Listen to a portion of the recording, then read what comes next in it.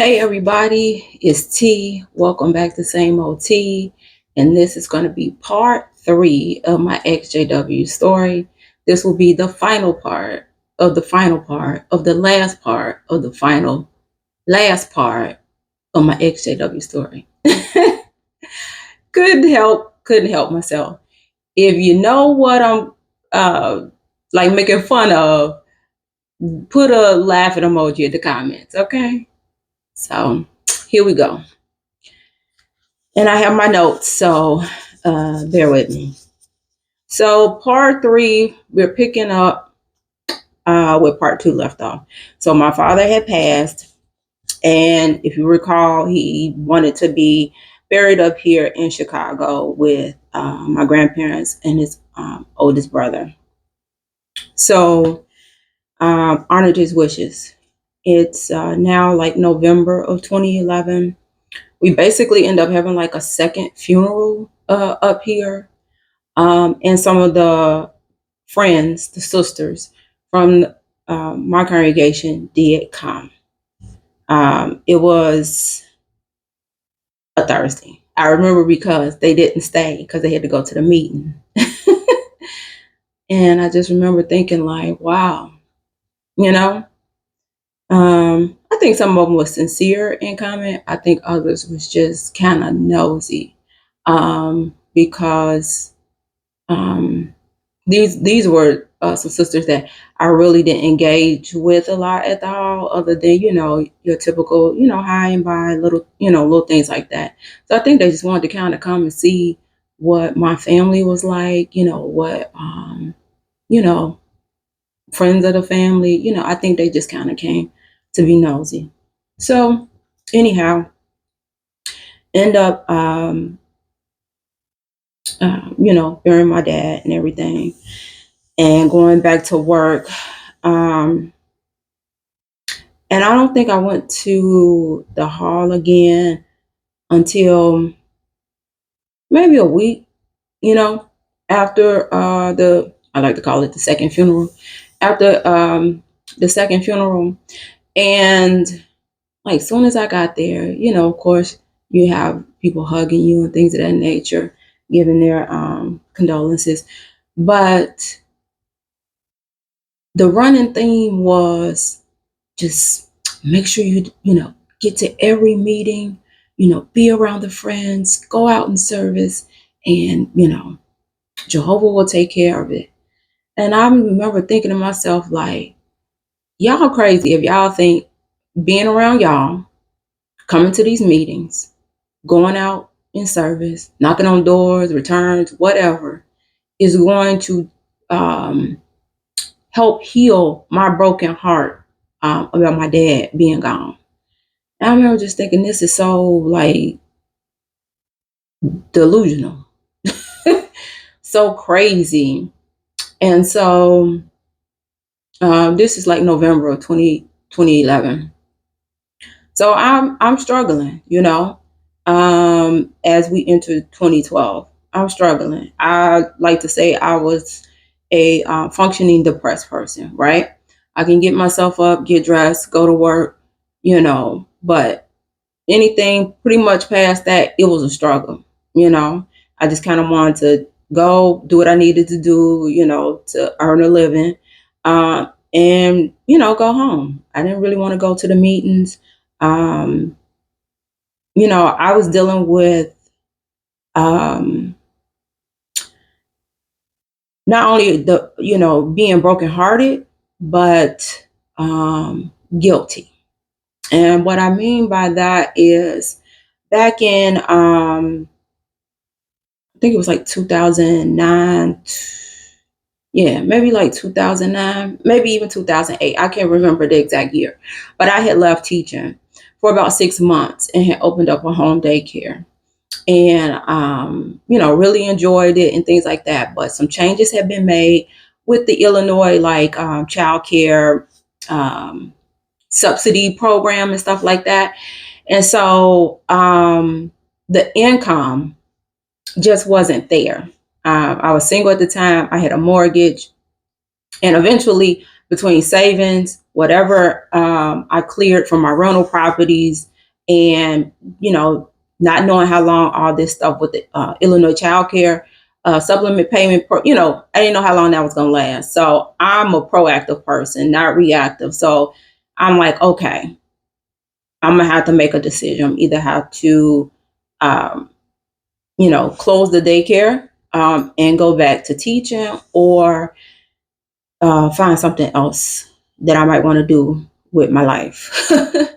And so at the time, I was like, I should revisit nursing. I was originally a nursing major when I first went away to college at 18, had got an Army ROTC nursing scholarship, but just kind of being young and indecisive, did not stick with that. And I'll talk about that in another video at another time. So at this time, once I made the decision to close, that I was going to close the home daycare, I was like, I should go back to nursing. I should go back to nursing. And so I started researching. And at the time, I knew I needed something like an accelerated program. I didn't have time to go the traditional route where they may have 50, 60 seats and you got 200-300 people trying to compete for those nursing seats. I needed something where programs where it's like, oh, you already have a bachelor's or you already have some type of, college degree above an associate's. Okay, so you'll pretty much just go right into nursing. So it's like accelerated because you don't have to kind of do the gen ed stuff for the most part. And at the time, the only universities in the Chicagoland area that were kind of offering these types of programs were ones with religious affiliation. So like DePaul, Loyola, I think even St. Xavier, St. Francis. And so I look at the curriculum and things like that. And if I'm not mistaken, every single one of them did have like where they required you to take, it was either one or two like religious courses as part of the program. And to be honest, I was kind of okay with that. Like I mentioned in previous videos, I went to Catholic grammar school as well as high school. In high school, we had to take religion classes. I didn't, see it as a big deal. It's just like you're learning that particular religion, whatever, foundation, background, beliefs, and whatever. I just kind of looked almost like a history class. But I knew that one or two things. I was going to either feel bad because I would have been lying, right? Because I would have been like withholding or lying, saying I was going to another type of school versus the school I was going to, because that could stumble the friends. You're going to, a Catholic university, a Christian university.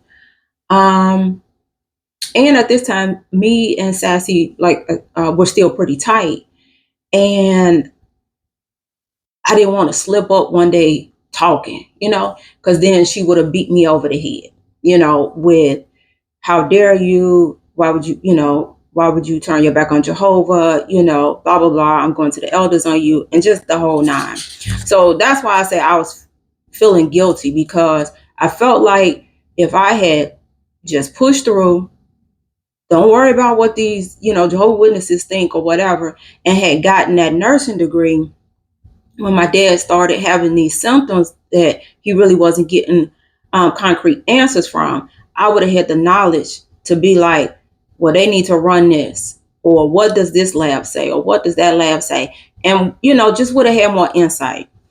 So I'm dealing with all this. I'm going to the hall enough to kind of, keep them off of me. And now, it's, approaching spring 2012 and everything. And I remember a sister coming up to me.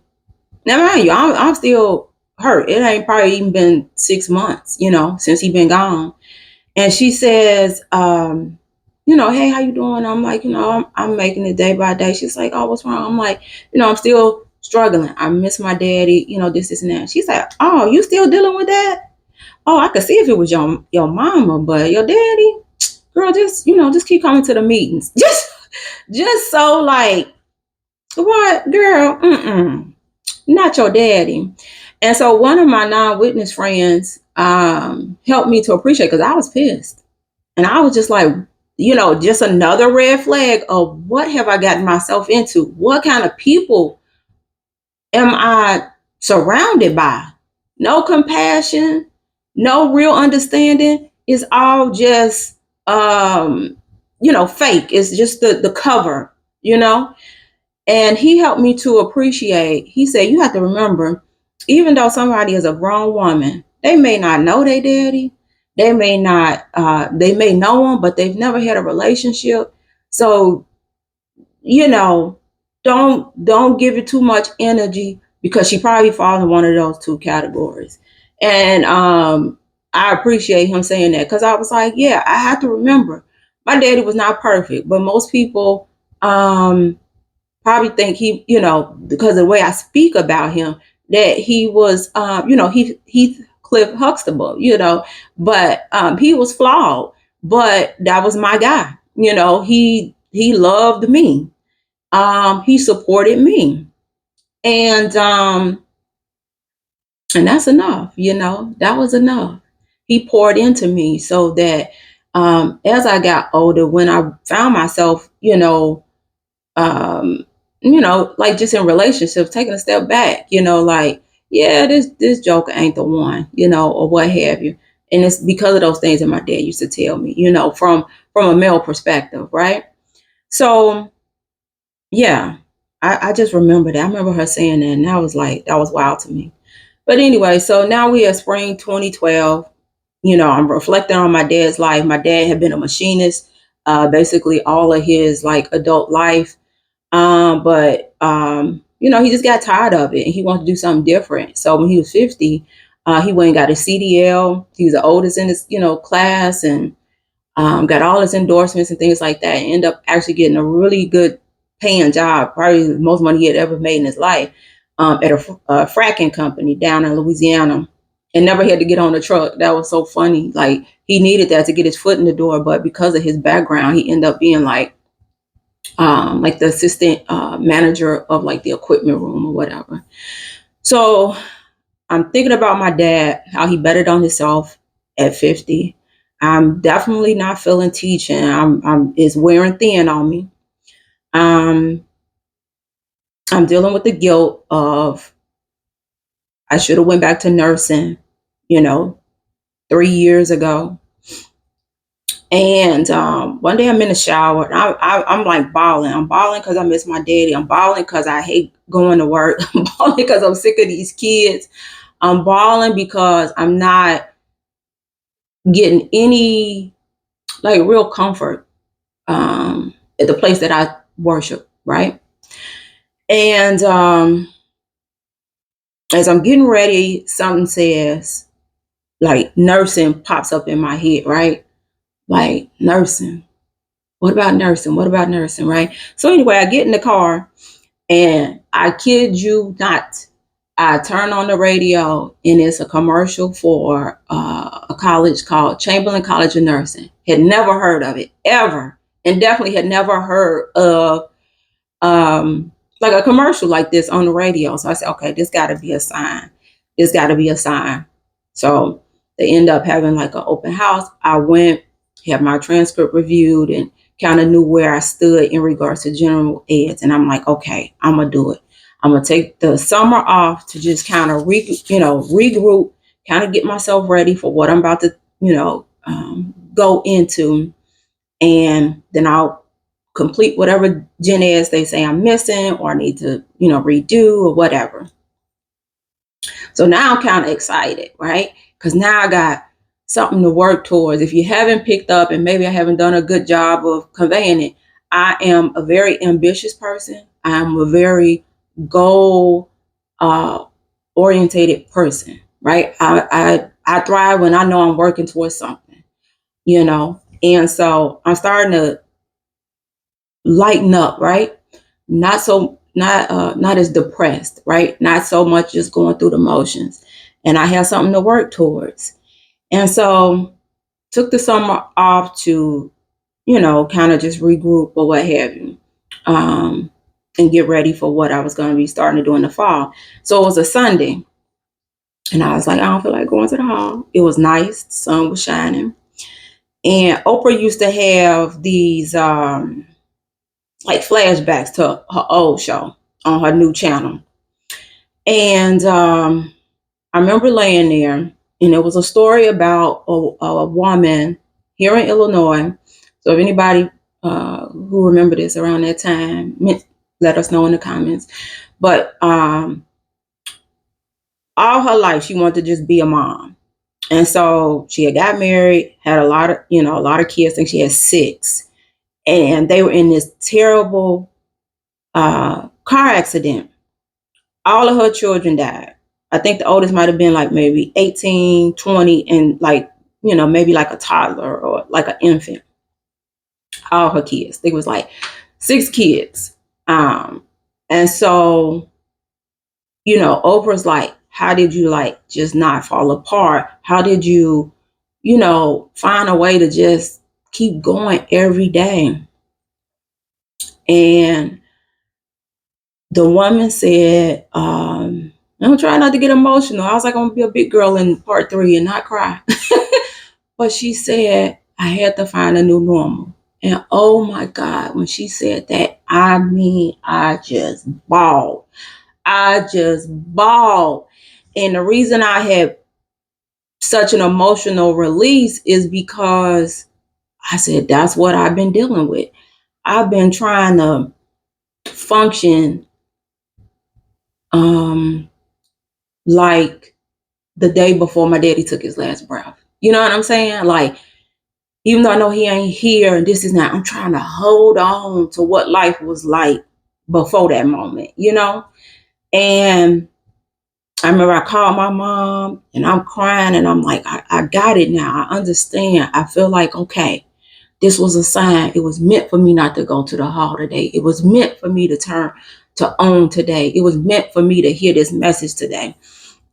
And so I started to come out, right? I'm working towards getting going in the actual nursing program. I've accepted that I have to create a new normal, and it's, life without my dad physically being here. And so I'm starting to do better, feel better, being able to laugh when something is funny and not feel guilty. Like, well, I shouldn't be laughing because my daddy can't laugh. Like I dealt with a lot of that. I shouldn't feel happy in this moment because my daddy ain't, happy in this moment, kind of thing. So I was starting to do better. So that's basically the rest of 2012 went. I'm taking those gen eds that they said I needed to take, and still just kind of going to the hall, just enough to kind of be left alone. Okay. So now we 2013, 2014, I'm in nursing school, and it becomes the priority. I left teaching officially January 2014. Actually, on my birthday is when I went submitted my resignation. And so nursing school is the priority, right? 1, because it's hard. 2, I'm almost 40 at this point and hadn't been in school. I had got my master's in education back in 2002. So it had been a while.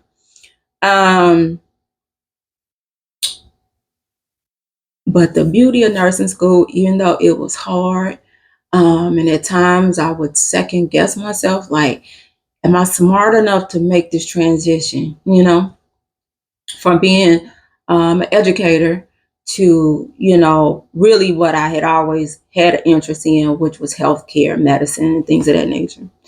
But the thing that helped me the most, like, because of nursing school, it gave me separation from the hall. It gave me separation from the friends. And what I mean by that, I could use nursing school as the excuse why I can't come to the meeting. I can get people to stop kind of reaching out to me by saying, oh, I'm doing something for nursing school, or I'm studying, or what have you, right? Because that's taboo. I had a good paying job. I wasn't getting fired or, anything like that. So, in their head, why are you doing this? You should, uh, be sticking to, the plan we got outlined for you, right? Stay in education, stay with this schedule. Why are you pursuing yet another degree, your third degree? Um, and I like that. I did. I liked it. I mean, nursing school became my everything. Um, and when I would go, sometimes you get those ones who like, I don't care, you don't scare me talking about higher education. You don't scare me. You're not gonna get me to pull, pull back up off of you just because you bring up school or this, and that. And one particular elder, every single time, well, when are you gonna be done? Because I'm ready for you to get back to these meetings. I'm ready for you to get back to the meetings and get out in service. I'm just sick of you in nursing school. And then we'll kind of try to chuckle at the end. It's like somebody who, tell you how they feel about you in the text, and they think just because they put LOL or a laughing emoji that's supposed to soften the blow. But it's like, that's how you really feel. That's how you really feel. Me going and pursuing a second career, another, degree in higher education. Yeah, I might as well, just been mud, you know. And also at this time, I had stopped doing door to door. So if I did go and meet the group for service, it was like, if somebody didn't invite me to do returns or to go on a Bible study, I would be like, oh, I'm just here to support the group. I gotta go home and study for nursing school. Like, I would come up with something. Like, and I didn't live close to the high. I lived in the city. The congregation I went to was in the suburbs. So it was probably like, I don't know, 15, 20-minute drive maybe. But I'll tell you, I would have all intentions. But if wasn't nobody falling into two categories and they was willing to tag me along, I was like, oh, I just came to support the group, and we'll go right back home. So anyway, so that's that part. So now it's like the summer of 2015. And like I say, nursing school let me kind of get back to who I am as a person, right? Not feeling bad about being ambitious, setting goals, dreaming and just being me and, enjoying. And I'm definitely spending more time with people I've met in nursing school, spending more time with my friends who are not witnesses, people I grew up with, people I teach with, and I'm just feeling like a regular person, right? And so it's summer of 2015. I'm talking to my mom. I talk to her every day. And I remember just having like this epiphany. And I was telling her, I said, I cannot imagine meeting someone and they check 99 out of 100 boxes. I mean, 99. And the only box they do not check is they are not a Jehovah's Witness or they have no desire to become one. I said, I couldn't imagine just walking away from that, just because they don't want to be a Jehovah's Witness. And I just remember that so vividly. So keep that little tidbit in mind. So now we get to December 2015. I have graduated by the grace of God and a lot of studying and a lot of crying and a lot of woe is me. But anyway, I graduate. I was the oldest in my class. I was 40 years old. And of course, people at the hall knew that I had graduated. I had invited them to my, little graduation, little party and things of that nature. But right after maybe saying congratulations, it was just like, yes, I'm so glad you're done. You can get back to the meetings. You can get back out in service. You're going to have this like you're going to work 312. So now yet again, you'll have these 4 days off so you can be out in service, just always trying to, what is the word I'm looking for? Like always micromanage my time off. Anybody who's ever been a nurse, ever worked bedside, it sounds real sexy. It sounds real sweet to say, oh, you work 312s. That's what you're getting paid for. Depending on how far your facility is, traffic, the whole nine, it's really more like a 16-hour day. And mind you, them other 8 ain't like you sleeping. Okay? So anyway, my little tangent. So it's so funny because even though they were saying that, and that's how they felt, in the back of my head, I had gotten some freedom. And I was like, I'm not about to go up in this job and be like, oh, I can't work on Thursdays. And most hospitals are going to have nurses working every other weekend or whatever, and that's how it was my first job. I'm like, I'm not about to go in here and be like, oh, I can't work on Thursdays because I have my meetings. Like, I'm the low man on the totem pole. We did have it's called self schedule, right? So you can go in and kind of put what days you want, but depending on the hospital where it go, it's not like you the first person on the list to go put your time in, and now you could just take off every Thursday so you can make the meetings. That's not how it go. And I wasn't tripping. I was more so trying to make sure I had enough time in between shifts to just regroup, right? Trying to, adjust to this new career, adjust to, making sure I'm keeping all my patients alive during my shift.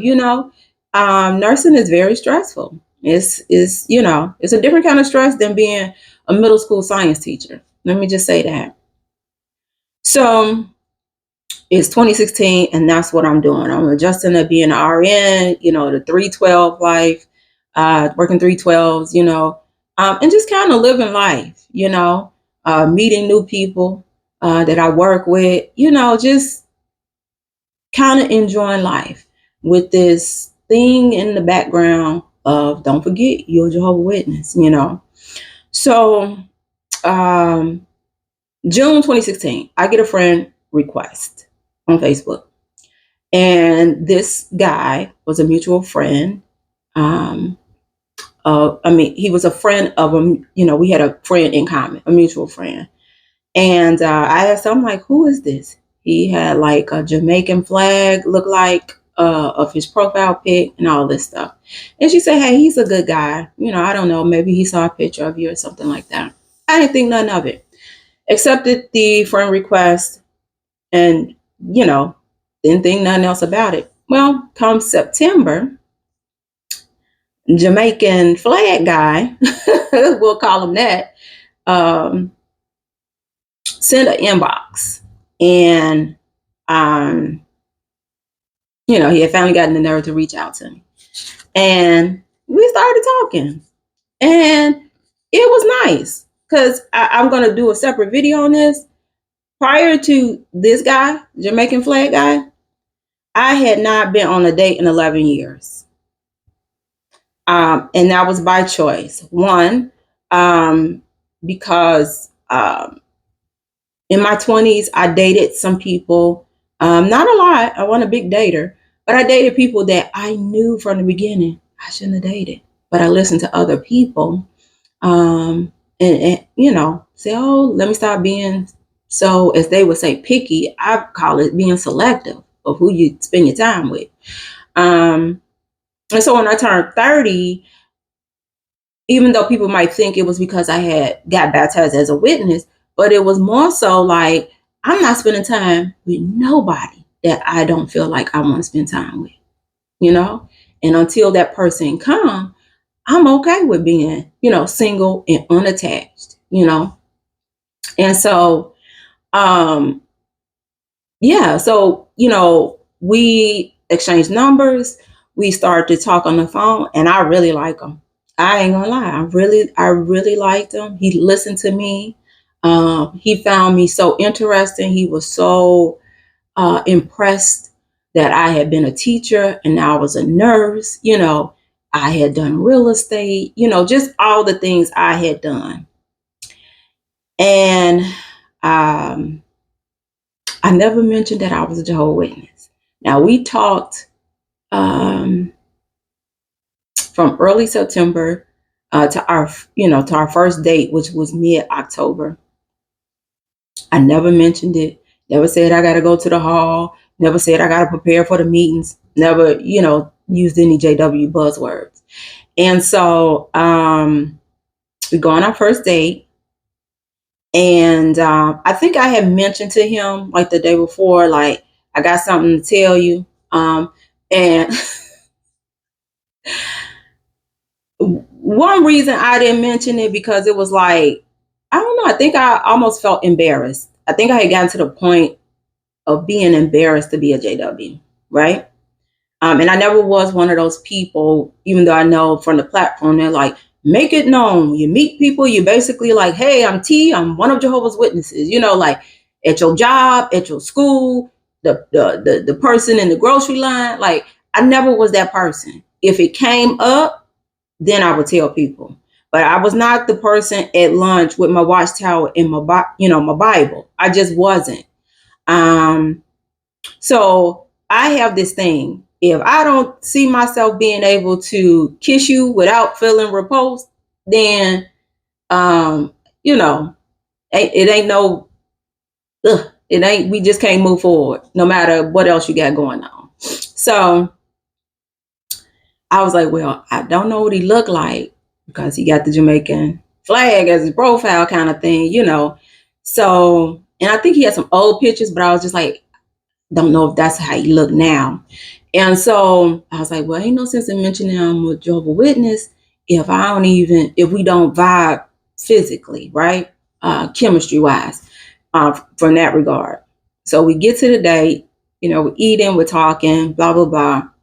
And I say, want to ask you a couple questions. Do you believe in Jesus? I think that's what I asked. And he said, yes. And I was like, do you have any desire to explore any other religions, outside of Christianity or something like that? And he's like, no. And I feel like I asked him a third question, but I don't remember. And then I said, okay. I took a big breath and I said, okay, here's what I want to tell you. I'm one of Jehovah's Witnesses, and then like, what is he gonna do? Like that's how I felt on the inside. He's like, oh, that's it? Oh, that's what you had to tell me? He was like, oh, I thought you were gonna say you had a man, something along those lines he said. But like his face, his energy, nothing changed. So I was just like, oh, this is good. This is good. Like, I was like, okay, good. This is a good thing. But I did learn later, on the inside when I said that he thought to himself, oh, she's so lost. She's so lost. Oh, so anyway, I'm dating him. Basically in secret in regards to the Jehovah's Witnesses and the people at the hall, but my family and close non-witness friends, they knew. At this point, it's like October, November 2016. I have stopped going out in service. I'm maybe making one meeting a month because I didn't want to feel like a hypocrite. I knew that I'm dating this man and I think it's going to go somewhere. I think it's going to go somewhere quickly, So I didn't want to feel like a hypocrite. Like, I'm sitting here at the hall, raising my hand, asking questions or whatever. And as soon as I leave here, I know I'm going, to have lunch or whatever with my, new suitor. That's what I used to call him. So yeah, I started pulling back. So 2017 rolls around. He asked me to marry him. And I said yes. And I posted a picture of the ring on Facebook. And of course, people like, I felt like, Beyonce, like it broke, the internet because, a good chunk of people did not know that I was even dating. And at this time, witnesses were still kind of encouraged not to have Facebook pages. So you had a lot of witnesses saying they didn't have Facebook pages, but they really did. It just was like under a code name or, all this stuff. So the next morning, phone is blowing up. Phone is blowing up. And it's old Sister Sassy. Now, I ain't talked to her in years. Haven't heard from her in years.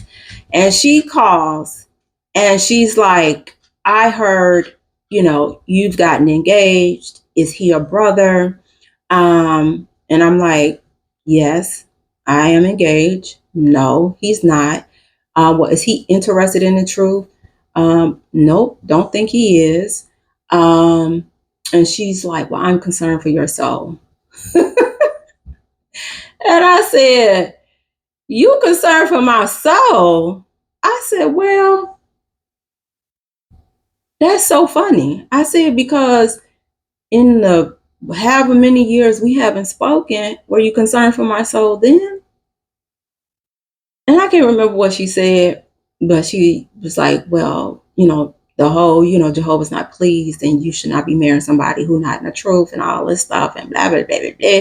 And I hung up and I just was like, I was like determined then to marry him. Super determined. So, excuse me, y'all. So I was like, okay, the word is out.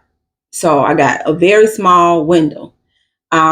So the next meeting, I made sure that I went because I had one good girlfriend, one good friend, and I wanted to be the one to tell her.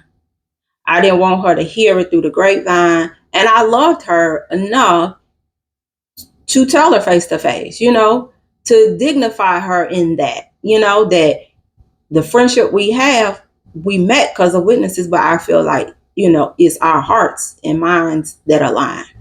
So went to the meeting, got through the meeting, had my ring on, but had the stone side down. This stuff is so funny to me now, just like, what was I thinking? But anyway, I take a deep breath after the meeting and I say, I got something to tell you. You're probably not going to like it, but I want you to hear from me versus the grapevine. And I told her, I said, I've met someone. He is not a witness. He's not opposed to me being a witness. However, I'm going to marry him. He asked me to marry him. And it was like at first, when I said, like I'm engaged, it was like excited. But then when, the details came out, it was like she had to go in default mode. And I felt so bad because I'm like, I know she want to be happy for me in this moment, but she's been trained that she's not allowed to. And so she said, she said the same thing Sassy said, like, don't do this. Jehovah's not going to be pleased.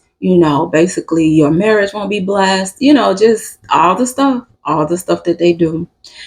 Her husband was an elder, so, she had to go tell him. I'm still at the meeting and, saying hello, whatever, da, da, da. And he came up and he went in. He went in and he basically told me that night, do not include any of their friends in this. Do not include any of their friends in this. Do not, like talk about it. Don't promote it. Don't, just do any of those things because now, like you're going to be blood guilty and you're going to stumble to friends and all this stuff. And I was mad because I was like, y'all act like I came in here and said, I'm about to start, pushing drugs here at the Kingdom Hall. It was just like I was like, this don't make it. I mean, of course I knew why, right? These are the rules. If you a baptized witness, you should not be marrying somebody who not a baptized witness, right? Or depending on your congregation, they may let you slide if the person wants to become a witness, right? They studying, blah, blah, blah. But I was like, what is so different between me meeting somebody who's amazing who's not opposed, who like, continue to go to the hall, continue to do you. I'm still gonna love you anyway. Compared to all these other sisters sitting in here who may have grown up as witnesses, faded, was out there doing their thing, got married, had a kid, mama, grandma, auntie, somebody passed. And so now they back at the hall because they want to see mama, auntie, grandma in the new world. But their husband don't come to the hall. Their husband don't, oppose. What's so different? What's so different? Right? Like that's how I was kind of thinking. But I knew the rules. I knew how it went. So I I didn't care, and I wasn't gonna not be with him. So I might have went to one more meeting after that encounter, and then I stopped going. I just stopped going, and so now it's early April. We were getting married at the end of April in the Caribbean, and we just happened to be at his place. And I get a call. I see it's that friend I just mentioned, her husband. And my husband to be is like, pick it up and put it on speaker because I want to hear what he got to say.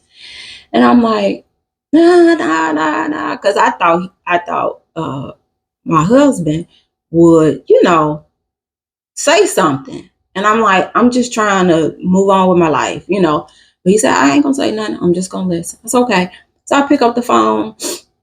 It's probably about 2.5 weeks before we are due to go to the Caribbean and get married.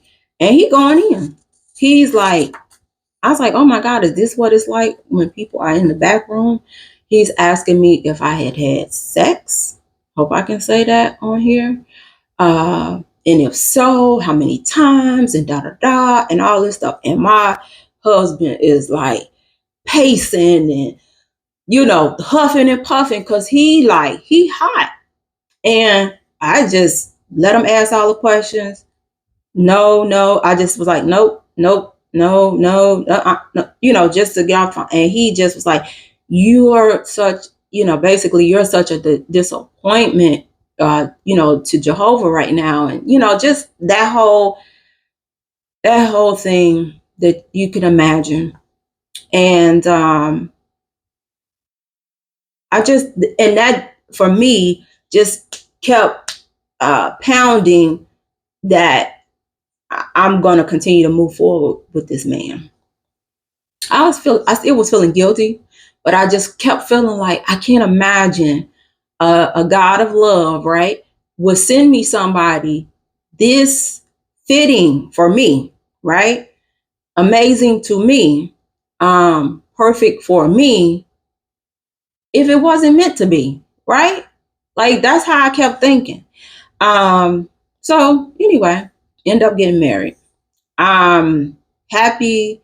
I've creating this new life with this man. But I'm definitely filled with the witness guilt.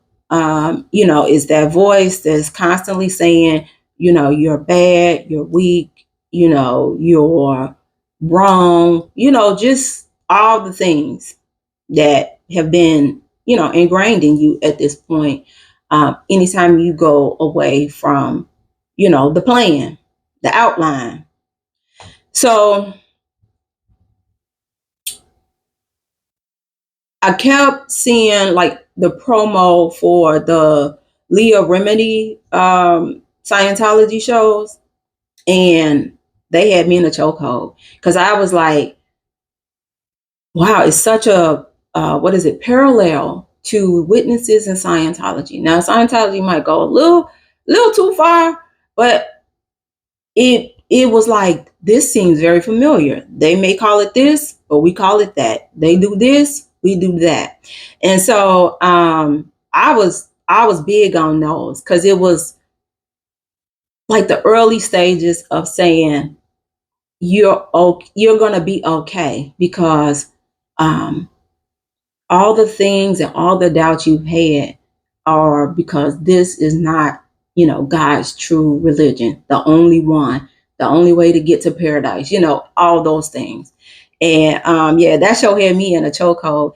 It was to the point where my husband started getting scared because he was like, Lord have mercy, my wife about to become a Scientologist, because he didn't understand why I was just watching them day in, day out, and I was like, because it was helping to kind of wake me up, that, yeah, all these doubts and things that I have experienced in this, to this point, at this point, it had been well over 10 years, um, were probably accurate, that I probably was right in my thinking or questioning, even though this was a totally different religion. But I think at that point, I still had not made the connection that JWs, could definitely fall in line with being a cult, right? High control group. Even though I saw the similarities with Scientology. So now we fast forward, and it's like spring, summer of 2018. I'm still, of course, happily married, no regrets, things like that. So one of my buddies from the hall, wanted to have lunch. And I knew that this was an attempt to get me back active, for lack of a better way of saying it, right? And I said, okay, I'll go just to find, just to see if I'm right. And so we went to lunch, and she started saying, so and so got videos. So when she said that, I was kind of clueless. I was like, I thought she meant sex type tapes. I didn't know. What you mean she got videos? And so then she was like, no, she's like, talking bad about the religion. And my curiosity piqued, because this was somebody that we had all went to the congregation with. She was younger, and I wanted to see him because I wanted to see what she had to say. I was like, what? But I couldn't ask her. Well, where are they? Or this, and that. And because then she'd have looked at me. Well, why you want to see him? Even though clearly she had looked at him, right? But she still was 10 toes down. 10 toes down. So I knew better than to raise that flag, right? Because I'm still working my way to being fully awake, right? Still got the witness guilt on my shoulders, and in the back of my mind. But I came home and I said, well, she got videos. Maybe they'll be on YouTube. And baby, I started looking. I was looking under that younger sister's, name, because I didn't know if she had like a code name or whatever. Couldn't find her. But putting in that, everything came up. So now I'm getting critical thinkers with JT and Lady C, Lloyd Evans. I think his channel then was like John Cedar channel, and so many others. Right? I was working from home. I would put them on. 8, 9, 10 hours a day. I would get up, open up my computer, get my day set up as far as my work, and I would just put them on. And like everybody else, if you've ever seen videos like this, the first time you go, you are scared, you are nervous, because they make you think that apostates, as they like to call people who no longer are part of the religion and share their experience, basically, that like they demons, or like they gonna possess your body and your mind. And it's just like, no, they're just telling their experience through their own, thoughts in this organization.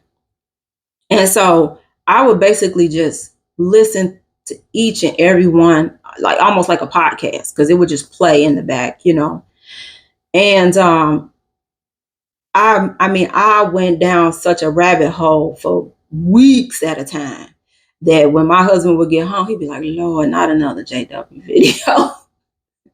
Not another JW video, because every time he came home, I would be like, oh, I found it, this person, and this person said this, and that. Oh, and I found that person, and this person said that, and everything. And then after weeks and weeks and weeks, I finally found that young sister's videos, and she didn't tell no lie, and it was crazy, and it was it was crazy because I knew her, and I knew who she was talking about. I knew stuff that she was sharing that I shouldn't have known, right? Because witnesses love to gossip. They love to talk about other witnesses. They do. I I I I don't care what nobody say. They do.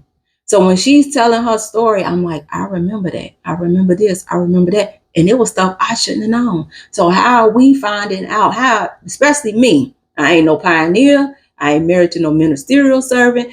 I ain't married to no elder. How am I, a lowly publisher, right? Barely submitting time. How do I know this stuff that this young lady talking about? Just crazy. So 2018, Scientology did a special they did a special episode with Jehovah's Witnesses. It was like a 2-hour episode. And at this point, I'm like, OMG. Because this, like, major TV. This ain't just the privacy of YouTube, right? Like, this is on a major cable network, and they put it out there, And I'm starting to feel less and less and less and less and less. And so 2019, 2020, we all know what happened in 2020, but I'm still watching the videos, maybe not 8 hours a day like I was in the beginning, but I'm still finding them to be very therapeutic, right? Because it would just be further confirmation that I made the right choices to leave. I made the right choices to leave. I was, right in my thinking all along and things of that nature. So it just was helping me to realize I wasn't crazy, right? Helping me to heal, helping me to find peace with the fact I had given, basically my 30s to the organization. Yeah, and so I needed them. I needed new people popping up on YouTube telling their story, whether they were going to be dedicating their channel to all things EXJW or being a EXJW advocate. I needed it. Right? That was my therapist. Um, um, so during this time, also 2019, 2020, I had decided to go back to school and get my MSN, and I am now a family nurse practitioner. So I know if I was like still in, kind of in, sort of in, I don't think I would have become an NP, because then it would have been like, really, I probably would have got called to the back, because now you really stumbling people. You already came in educated. You done went to nursing school, and now you want to advance your RN license. It would have just been too much for them. I know it would have just been too much for them. So, all right, now we're at 2021. It's like spring, summer. If you recall the friend that I, told that I was engaged, she called and said, hey, her husband wants to talk to me. Now, mind you, I hadn't been to a meeting since like that's spring, maybe March of 2017 or something like that, before I had gotten married. So it's a long time. I have not had them, through the years, they'll be like, well, are you going to the meetings? Where should we send your card? And I'm like, oh, ain't found one yet. When I still wasn't strong enough to just, stand on, I'm not going back, to say it. So it's like spring, maybe summer 2021. She called, say he want to talk to me. And I'm like, ain't nothing to talk about, like that's how I was feeling. But I said, you know what? No, he can call. Cause I'm like, after this, if y'all reach out to me again, then I don't know. We're gonna have to do something, because leave me alone. I'm not bothering y'all. I have moved on. I'm happily married. I'm, advancing my career. Let me be. So he called, had another brother on the phone, a very popular brother. A lot of people like, I'm very likable. And they, making small talk, blah, blah, blah. And then he, I think he just kind of flat out came out and asked, why aren't you going to the hall? No, he said, have you found a hall to go to? And I said, no. And then he said, well, why aren't you going to the hall? And I just said, because I don't want to. And it was like radio silence. Radio silence. And he said, oh. And I said, yeah, so then he started with some, return to Jehovah, all that kind of stuff. And I said, oh, okay. And got off the phone. And I was just like, I hope they don't reach out to me no more. Like, leave me alone. Leave me alone. Hold on to the memories when I was there and the influence you had then. It is gone. Leave me be. So I feel like that conversation, at least for me, was like the closing of the chapter on my life as a JW, right? It was the big stamp, I don't know what they do with the cards and all that stuff, but I always look at it like after that call, like they had the big stamper, like, put the stamp on my card or whatever to say whatever. I don't know, inactive or whatever I don't know what they do with them cards. So where am I at now?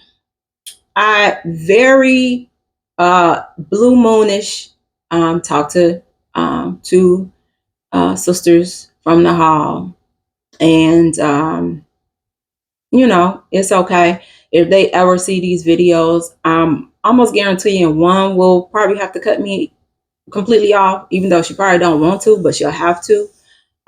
Just because her husband, if he ever found out, will probably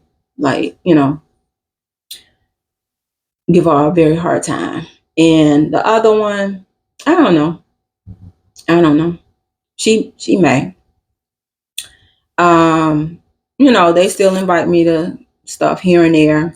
I got a couple of witnesses who will invite me to stuff like dealing with their kids, because they basically want a gift. They want a gift. So I don't go. Sometimes I be like, I want to go to show them like I didn't become a drug addict. I'm not in a DV marriage. I'm not an alcoholic. Just all the kind of stuff that they like to paint when you leave. Just to show them like, no, I'm good. I'm actually really solid.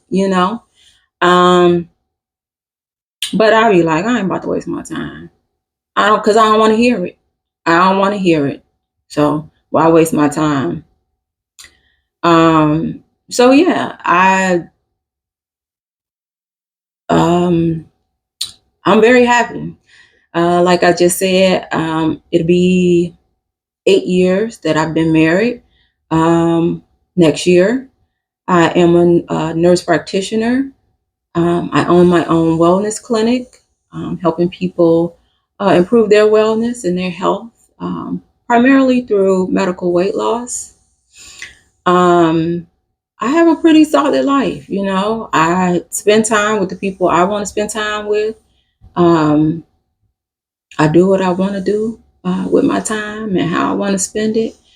And, now I'm here sharing my story about my JW experience with you all.